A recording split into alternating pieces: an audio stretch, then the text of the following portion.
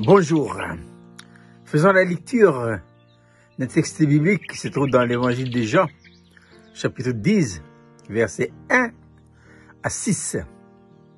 Jean 10, 1 à 6. En vérité, je vous l'ai dit, celui qui n'entre pas à la porte de la bergerie, mais qui monte par ailleurs, est un voleur et un brigand. Mais celui qui entre par la porte est le berger des brebis. Le portier lui ouvre et les brebis entendent sa voix. Il appelle par leur nom les brebis qui lui appartiennent et il les conduit dehors. Nous avons vu dans nos méditations précédentes les lois que gouvernent la vie du Fils de Dieu dans l'incarnation. Et ces mêmes lois doivent également gouverner notre vie si réellement nous sommes nés de nouveau. Donc, nous avons vu la loi numéro 1, c'est la loi de l'adoration en esprit et en vérité. La loi numéro 2, c'est la loi de la dépendance. La loi numéro 3, c'est la loi de la nourriture. Et la loi numéro 4, c'est la loi de la lumière. Maintenant, dans Jean chapitre 10, nous allons voir ce qu'est la loi de la conduite ou bien la loi du bon berger. Et justement, je pensais au psalmiste dans le psaume 23. L'Éternel est mon berger, je ne manquerai de rien. Il me fait reposer dans des verts pâturages, il me conduit, il dirige mes pas. Donc, le Saint-Esprit est venu en nous, c'est pour être notre guide. Et dans ce monde qui est un véritable labyrinthe, on a besoin d'être conduit par qui? Par un maître. Et ce maître-là ne peut être que le Saint-Esprit. C'est lui. Nous sommes sous sa dispensation et c'est lui qui doit nous conduire pas à pas dans les voies de Dieu. Pourquoi?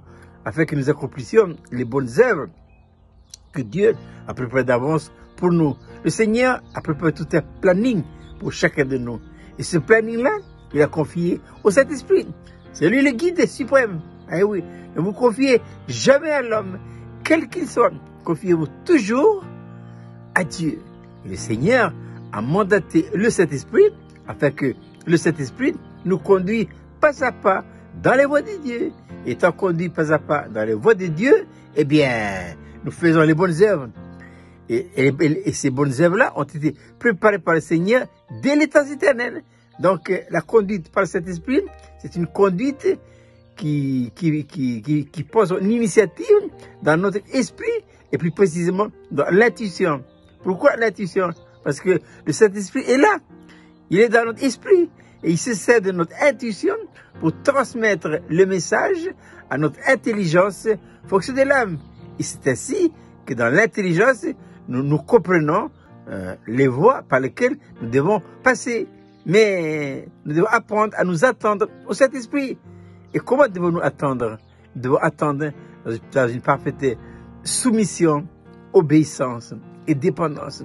Reconnaissant par la soumission l'autorité du Seigneur, par l'obéissance, nous devons faire ce qui nous a révélé, ce qui nous a été révélé par le Saint-Esprit dans l'Esprit, et la dépendance, nous devons lui donner entièrement la liberté de nous conduire comme il veut et où il veut. Et c'est ainsi que nous pourrons expérimenter les lois qui gouvernent la vie du Fils de Dieu. Je répète ces 5 lois. 1.